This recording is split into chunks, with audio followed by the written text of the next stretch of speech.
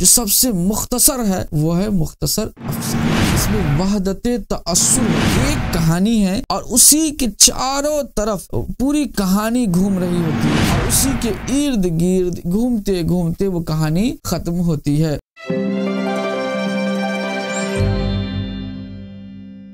नाज़रीन इकराम सलाम मसनून, उम्मीद है आप खैरियत से होंगे। आपके अपने YouTube चैनल नूरानी क्लासेस में हम इस्तकबाल खैर मकदम करते हैं। नाज़रीन इकराम, आज हम जिस अदीब की हालात ज़िंदगी के बारे में जानने की कोशिश करने जा रहे हैं वो बहुत ही निहायत और वो बहुत ही बड़े अदीब और उम्दा अदीब हैं। शायद आपने नाम भी सुना रखा होगा, जिनका नाम सआदत हसन मिंटू है। सआदत हसन मिंटू की हालात ज़िंदगी आज हम जानेंगे। चलिए शुरू करते हैं वीडियो को और फिर चलते हैं सआदत हसन मिंटू की हालात जिंदगी की जानिब। तो आइए चलते हैं। सआदत हसन मिंटू, इनकी ये तस्वीर है। सआदत हसन मिंटू 11 मई 1912 को पैदा हुए। याद रखेंगे इनकी तारीख पैदाइश है 11 मई 1912 ईस्वी। और ये कहाँ पैदा हुए तो कहते हैं कि लुधियाना में ये पैदा हुए, जो कि आज के दौर में ये लुधियाना है, मगर ये पंजाब के समराला गांव में पैदा हुए और ये समराला गांव अब लुधियाना में पड़ता है। कहते हैं कि मिंटू जो थे, इनके वालिद का नाम ख्वाजा गुलाम हसन था। इनके वालिद का क्या नाम था? ख्वाजा गुलाम हसन। और इनकी माँ यानी वालिदा का नाम सरदार बेगम था। अमृतसर में इन्होंने तालीम हासिल की। यह अमृतसर पंजाब में है और यहीं से इन्होंने तालीम हासिल किया। ये अमृतसर एक तो आपको अपने हिंदुस्तान में है और एक अमृतसर जो कि अब अपने पड़ोसी मुल्क पाकिस्तान में है। तो इस अमृतसर से इन्होंने तालीम हासिल किया। कहते हैं लेकिन ये जो इंटर से आगे नहीं बढ़ सके, यानी एंट्रेंस के एग्जाम के बाद ये फिर पढ़ाई लिखाई नहीं कर पाए और इनकी जो तालीमी सिलसिला का और इनके जो तालीमी सिलसिला था ये वहीं मुनक़ता हो गया। कहते हैं एक मुख्तसर मुद्दत के लिए, छोटे से टाइम के लिए अलीगढ़ मुस्लिम यूनिवर्सिटी में इनका दाखिला तो हुआ, लेकिन बीमारी की वजह से इन्हें अलीगढ़ छोड़ देना पड़ा। यानी ये बीमार पड़ गए और इन्हीं बीमारी और अलालत की वजह से ये अलीगढ़ में आगे के तालीम का सिलसिला जारी नहीं रख पाए और ये छोड़ करके आ गए। 1933 ईस्वी में यानी 1933 में इनकी अदबी जिंदगी का आगाज हुआ। यानी कि इन्होंने लिखने का काम और अफसाना का काम या दिगर जो भी तहरीरी काम है इन्होंने 1933 ईस्वी में शुरू किया। और ये तहरीरी काम जो शुरू किया इन्होंने वो अखबार में कॉलम नवेसी और इदारत के फराइज अंजाम देने लगे। यहाँ से इनकी अदबी जिंदगी का आगाज होता है। कहते हैं कि मगरिबी अदबी के तराजिम भी इन्होंने शुरू किए। यानी वेस्टर्न जो भी किताबें थी, जो भी पश्चिमी देश के जो भी किताबें थी, जो कि अंग्रेजी में किताब थी या दूसरे जबान में, उन जबानों को ट्रांसलेट करके उर्दू जबान में इन्होंने तर्जमा करके किताबें लिखना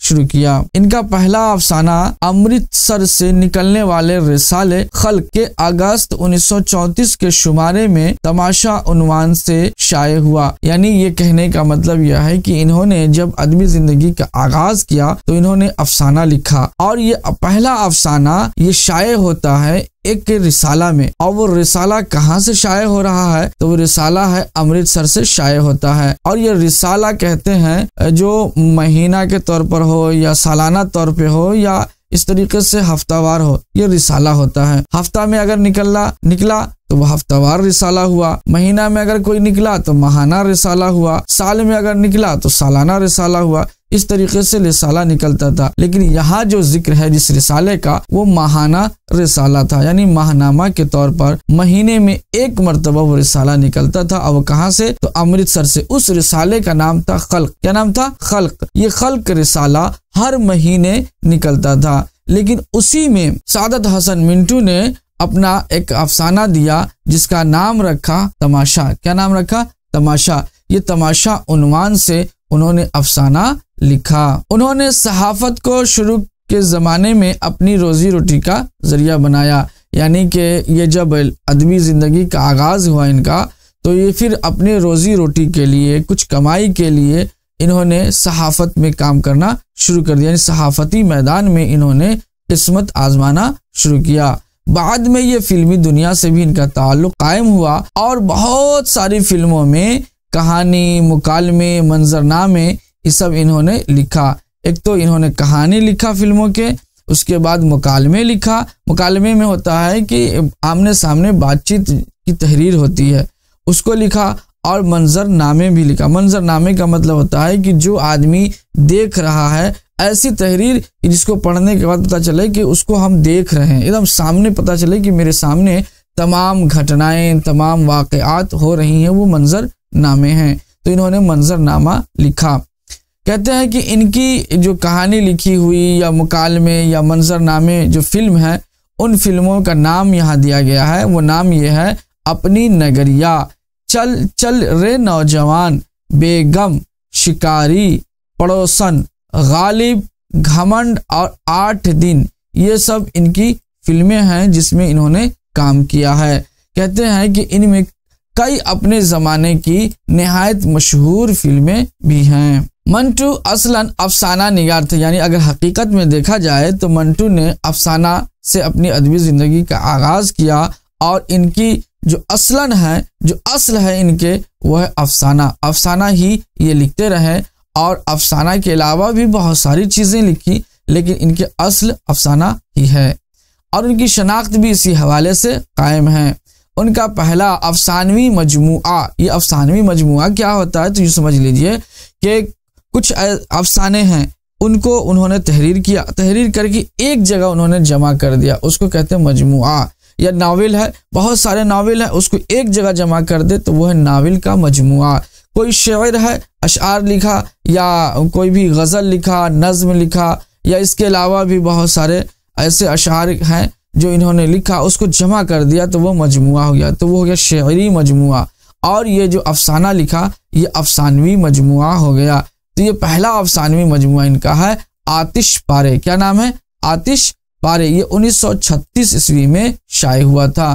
कहते हैं कि धुआं, चुगद, खाली बोतलें, खाली डिब्बे, नमरूद की खुदाई, सड़क के किनारे, ऊपर नीचे और दरमियान, सरकुंडों के पीछे वगैरह इनके मशहूर अफसानवी मजमुए हैं। ये सब ऐसे नाम हैं जो आपको लगातार किसी न किसी इम्तिहान में नजर आ जाएगा।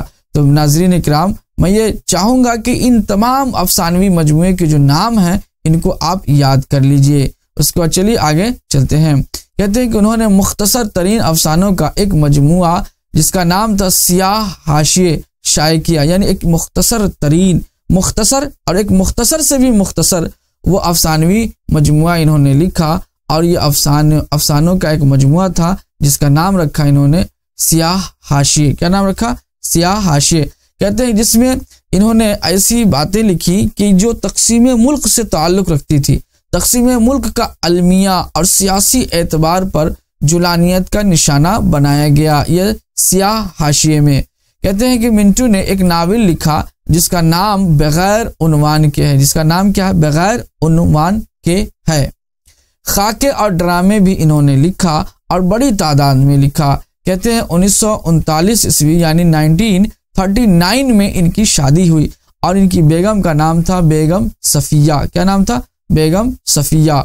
जनवरी 1948 यानी आज़ादी के अगले साल जनवरी 1948 में मंटू जो है वो पाकिस्तान चले गए, जहां 18 जनवरी 1955 को लाहौर में इंतकाल कर गए। कहते हैं मुख्तसर हयात के बावजूद मिंटू ने बहुत ज्यादा लिखा और उनकी मकबूलियत का इस बात से भी अंदाजा लगाया जा सकता है कि उनकी किताबों की हर मुल्क में और हर जमाने में नकलें की गईं, यानी कि डुप्लीकेट किताबें छापी गईं जो कि राइटर के बगैर इजाजत के छापी जाती। क्यों? इसलिए कि उसकी बिक्री ज्यादा हो रही थी। अब कुतुब वाले और पब्लिशर जो है वो डुप्लीकेट किताबें छाप छाप के कॉपी पर कॉपी बना करके बेचना शुरू कर दिया और इनकी सबसे ज्यादा किताबें डुप्लीकेट करके बेची जाने लगी।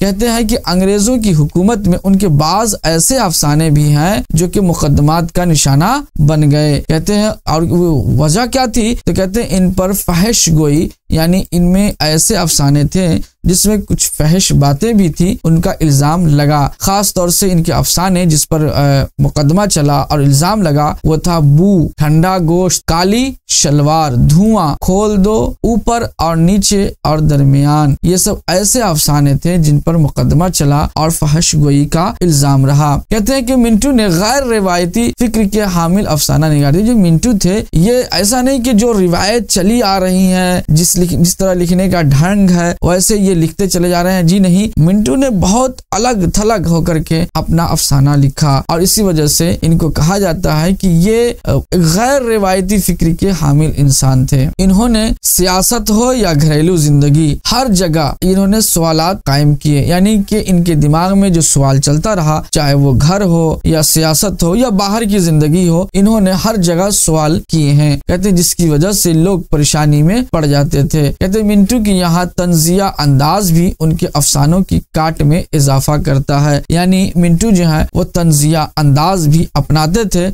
जिसकी वजह से इनके अफसाने में काट पैदा होती है। कहते हैं वो छोटे छोटे और सादा जुमलों में अपनी बात मुकम्मल करते थे। यकीन जानिए नाज़रीन इकराम, अगर आप भी लिखने का शौक रखते हैं और आप भी ये फार्मूला अपनाते हैं तो आपको भी बहुत फायदा होगा। क्यों? इसलिए कि जो बातें छोटी छोटी सादा जबान में होती हैं उसको पढ़ने वाले सुनने वाले गौर से सुनते हैं, और जो बातें बोझिल हो, बहुत ही गंजलक हो, बहुत ही कठिन और गाढ़ी बातें हो तो उसको लोग नहीं सुनते हैं। क्योंकि जाहिर सी बात है जो बातें जो जबान, जो जुमले, जो लफ्ज हमें नहीं समझ में आते हैं उनका हम सुनना भी पसंद नहीं करते हैं, और जो बातें हमें समझ में आती हैं फिर गौर से सुनते हैं। कहते हैं कि बनावट और तसन्नु से उन्होंने अपने अफसाने को दूर रखा, यानी ये नहीं कि अफसाना में कुछ बनावटी बातें, बनावटी वाकयात या बनावटी कुछ कहानियां उसमें लगा करके मिर्च मसाले के साथ पेश करे। जी नहीं, बल्कि मिंटू ऐसे थे जो पूरे जो जिंदगी में इन्होंने देखा, जो समाज में चल रहा है,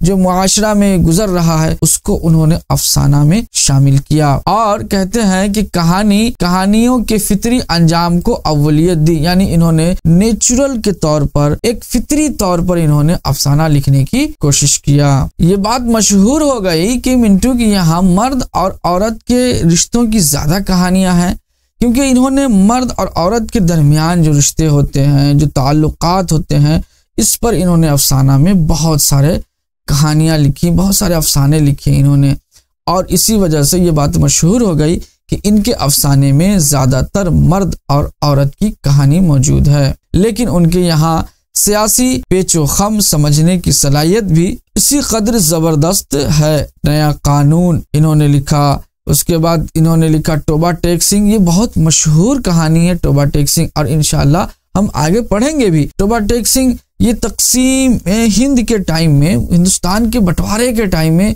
जो वाकयात पेश आया उसमें से ऐसे गोशे को इन्होंने चुना जिस पर बहुत से कम लोगों का जहन जाता है।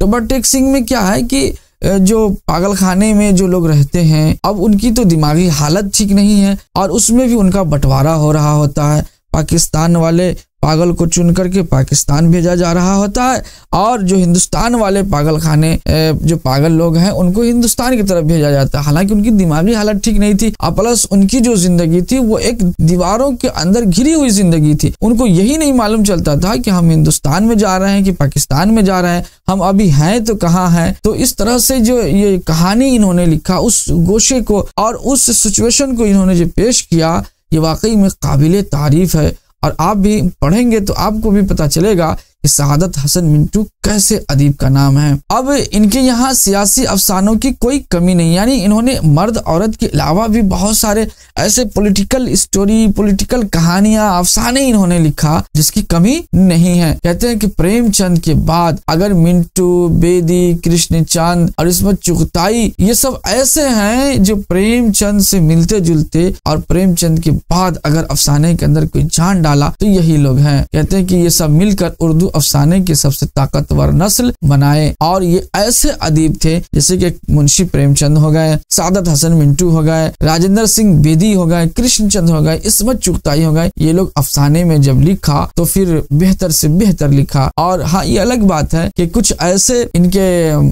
अफसाने रहे हैं जो फहश गोई के अंदर में आते थे और इस पर मुकदमा वगैरह भी चला है। लेकिन अगर उन बातों को दरकिनार किया जाए तो इनके जो लिखने का ढंग है, जो तरीका है और जो इनके अंदर जो सलूक पाया गया है वो बहुत ही शानदार और बहुत ही निहायत एक अलग किस्म का पाया गया है। तो नाज़रीन इकराम, सादत हसन मिंटू के बारे में हम लोग पढ़े हैं और इनकी तारीख पैदाइश दोहरा लीजिए। सादत हसन मिंटू ये पैदा हुए 11 मई 1912 ईस्वी को। कब पैदा हुए? 11 मई 1912 ईस्वी को। इनके वालिद का नाम ख्वाजा गुलाम हसन और इनकी माँ का नाम सरदार बेगम है।